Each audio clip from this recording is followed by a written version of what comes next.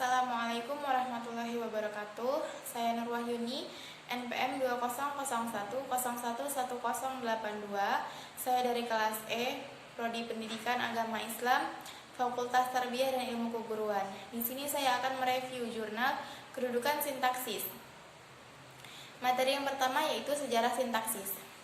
Sintaksis sebagai cabang ilmu bahasa sudah cukup lama dipelajari oleh para ahli. Sejak tradisi Yunani Latin sampai sekarang, sintaksis merupakan cabang ilmu bahasa yang selalu menjadi fokus kajian. Sesuai dengan perkembangan ilmu bahasa, sintaksis juga mengalami perkembangan. Sejalan dengan timbulnya berbagai aliran di dalam ilmu bahasa, timbul pula berbagai aliran sintaksis. Karena sintaksis merupakan bagian dari tata bahasa. Pembicaraan sejarah sintaksis di Indonesia juga sejalan dengan pembicaraan sejarah tata bahasa di Indonesia. Pada umumnya, buku tata bahasa Melayu waktu itu ditulis oleh orang asing, misalnya Wernli dan Marsden. Tata bahasa Indonesia pada awalnya ditulis menurut model tata bahasa Yunani Latin dan didasarkan pada kajian bahasa Melayu. Artinya, tata bahasa Indonesia tidak disusun berdasarkan sifat, ciri, dan atau perilaku bahasa Indonesia. Pada waktu itu, buku tata bahasa pada umumnya tidak banyak membicarakan permasalahan sintaksis, tetapi hampir seluruh isi buku membicarakan permasalahan jenis kata dan pembentukan kata. Sehubungan dengan hal itu, dapat dinyatakan bahwa buku tata bahasa yang ditulis oleh Sastra Suganda dan Ali Syahbana dikembangkan berdasarkan warisan konsep dari Hoylander yang mewarisi konsep-konsep Wernli. Satu hal yang dapat dipandang sebagai hasil perkembangan ilmu ialah upaya Ali Syahbana dalam menerbitkan tata bahasa dengan memilah antara hal ikhwal morfologi dan sintaksis. Di sisi lain, buku yang khusus membicarakan soal sintaksis ialah Pengantar Sintaksis Indonesia yang ditulis oleh A.A. Fokker dalam bahasa Belanda yang kemudian diterjemahkan ke dalam bahasa Indonesia oleh John Hart. Di dalam buku itu, Fokker menggunakan intonasi sebagai dasar analisis kalimat. Upaya itu tampak sudah membuahkan hasil. Pada 1981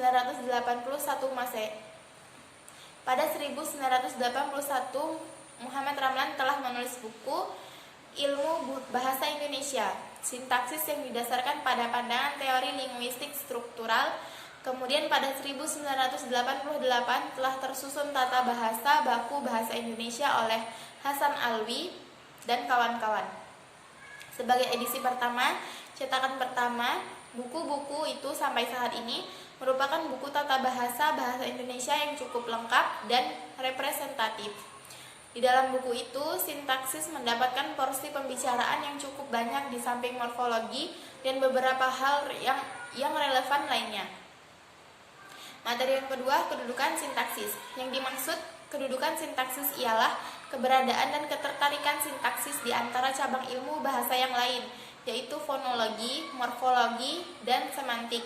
Pada umumnya, dalam linguistik abad ke-19 atau linguistik tradisional dan linguistik awal abad ke-20, morfologi dianggap dan diperlakukan sama dengan tata bahasa. Namun pada abad ke-20, sering dengan munculnya gagasan Bloomfield dalam bukunya Language, tata bahasa dianggap terdiri atas morfologi dan sintaksis. Dengan demikian, morfologi hanya merupakan bagian dari tata bahasa yang menangani bentuk dan atau struktur kata, sedangkan sintaksis merupakan bagian tata bahasa yang menangani frasa, klausa, kalimat, dan wacana. Ilmu bahasa dibagi menjadi 3, yaitu fonologi, tata bahasa, dan semantik. Sedangkan tata bahasa sendiri terbagi lagi menjadi 2, yaitu morfologi dan sintaksis. Fonologi merupakan cabang ilmu bahasa yang mengkaji seluk-beluk bunyi bahasa, yaitu fon dan fonem. Semantik sebagai cabang ilmu bahasa bertugas membicarakan makna, baik makna leksikal maupun makna gramatikal. Morfologi dan sintaksis merupakan cabang ilmu bahasa. Sebagai cabang ilmu bahasa, morfologi mengkaji bentuk atau struktur kata. Satuan terkecil dalam kajian morfologi ialah morfem dan satuan terbesarnya adalah kata. Dalam kajian sintaksis, kata menjadi satuan terkecil sedangkan satuan terbesarnya ialah wacana. Jelasnya, morfologi mengkaji bagaimana kata-kata terbentuk, sedangkan sintaksis mengkaji bagaimana kata-kata berjalin dalam konstruksi yang lebih besar, yaitu frase, klausa, kalimat, dan wacana.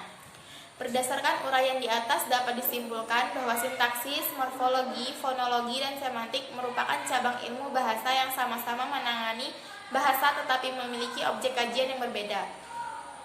Kedudukan sintaksis di antara cabang ilmu bahasa yang lain bersifat komplementer atau saling melengkapi.